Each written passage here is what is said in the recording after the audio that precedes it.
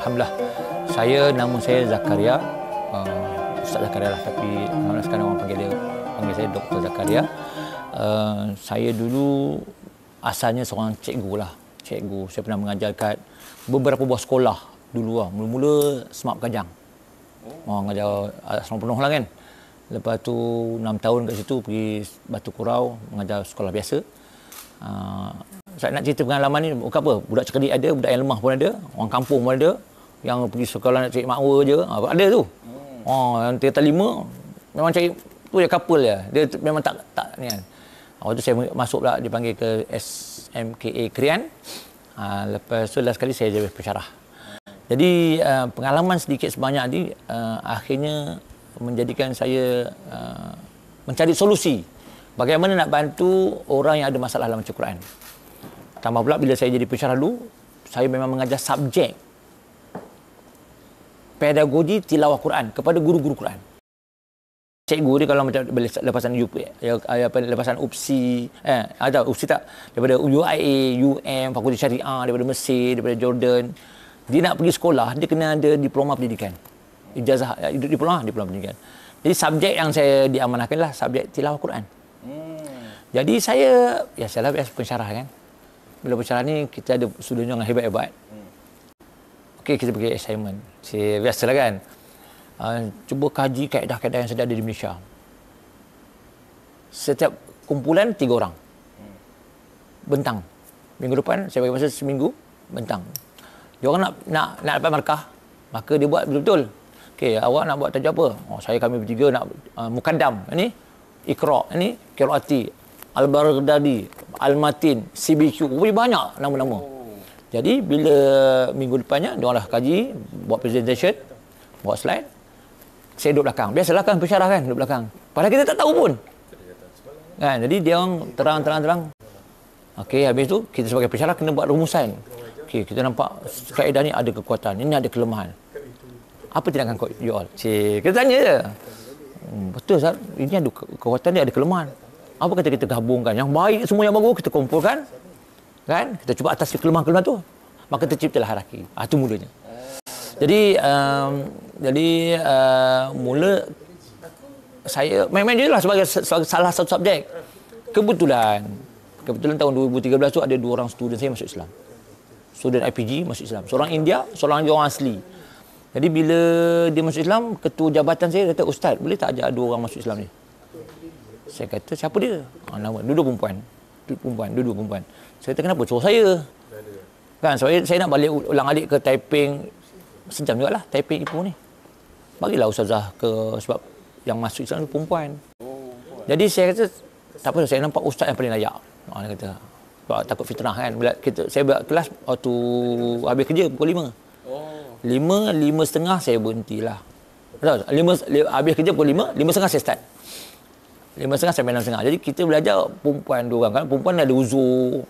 Tinggal berduaan. Atau seorang tu ada co-curriculum. Tinggal berduaan. Jadi kita duduk dalam bilik tu berduaan takut timbul fitnah. Walaupun kita saya ustaz. Kan. Fitnahnya orang mungkin tanya. Dia tengok, ustaz ni pakai songkok jadi imam kat surau. Tiba-tiba berduaan ni apa hal? Kan. Jadi saya mengajar dalam keadaan tak seronok. Mengajar dalam keadaan main-main. Kalau saya pakai cara lama Mukaddam atau Iqra, lambat. Saya main-main. Saya langsung tak sangka dengan cara main-main dua-dua pelajar tu boleh baca Quran. Main-main tu pun dah baca Quran. Buka je Quran. Buka Quran baca. Saya kata, biar betul. Saya tanya, awak pernah belajar ngaji ke? Tanya dia. Tak pernah. Saya bilang, Ustaz lah. Kebetulan tahun 2013 tu ada pertandingan inovasi peringkat negeri Perak. Jadi ketua jabatan saya, Ustaz, boleh tak wakil IPG masuk pertandingan inovasi? Saya pun pergi. Saya bawa salah seorang. Dia 2 orang, saya bawa salah seorang budak asli tu. Saya bawa. Bila sampai tempat pertandingan tu, hakim tu tanya. Panel hakim ni. Ustaz, apa Ustaz punya inovasi? Saya kata, inovasi saya ni berkaitan dengan Al-Quran. Dalam masa 7 jam orang baca Quran. Apa bukti? Ustaz kata 7 jam boleh baca Quran. Saya kata, saya tak ada bukti. Masa tahun 2013 tu saya kata handphone saya bukan macam ni, bukan smartphone. Nokia apa? Nokia 3310, 3310 tu. Mana ada gambar? Tak ada gambar. Tak boleh ambil gambar. Ada nombor telefon je.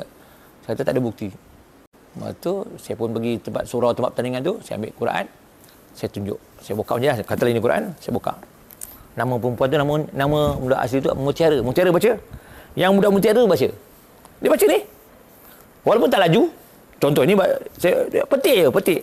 Petik. Makanya alif bata, tak. Sedangkan dia baru belajar 7 jam. Saya ajar dia hari Isnin, Khamis. Sejam. Maksudnya seminggu 2 jam. Minggu pertama 2 jam. Minggu kedua 2 jam. Minggu ketiga 2 jam. Minggu keempat 2 jam. Minggu kelima baca Quran. Cepatlah. Dia baca, contoh ya, dia baca. Saya tunjuk orang baca, dia orang baca. Wa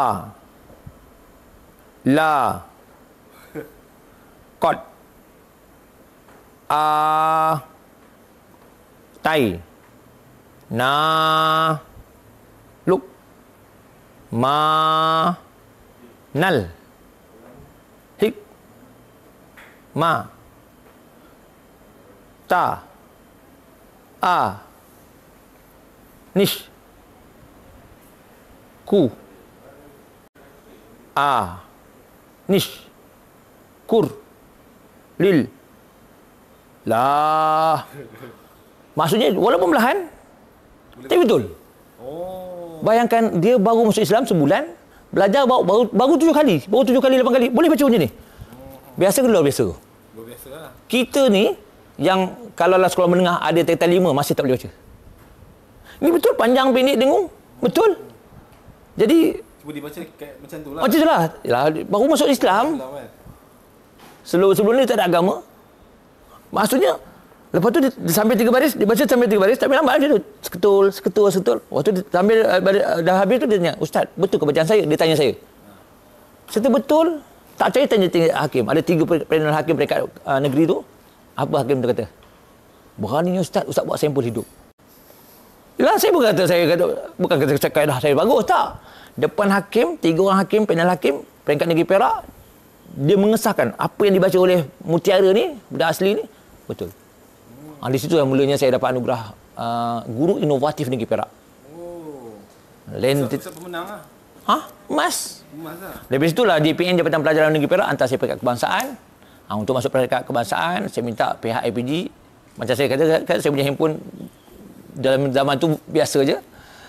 Pihak IPG dengan rakaman, buat betul-betul proper. Saya ajar, saya panggil budak Cina. Budak Cina, budak India, kumpulkan satu kelas, saya ajar. Saya ajar alif bata, rakam. Dah habis mengajar, kita uji. Saya nak tahu sah macam matematik juga kan. Kan nak tahu betul tak betul, kita bagi soalan, kita ajar apa ni formula, bagi jawapan. Kalau betul semua faham lah dia. Nah, faham, tak boleh. Nak tahu betul dia faham tak apa, kita bagi latihan. Lepas saya tulis kat papan putih, contoh sad, sin ke, fa ke. Kalau pada atas bunyi apa?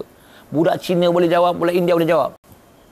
Masa pertandingan sebenar, ketika itu saya mewakili Uniza Terengganu. Uniza sponsor saya.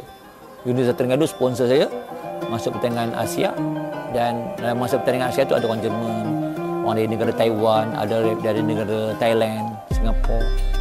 Saya ajar pada orang yang bukan Islam. Dalam masa singkat. Dari situlah saya dapat anugerah inovasi negara. Itulah mulanya.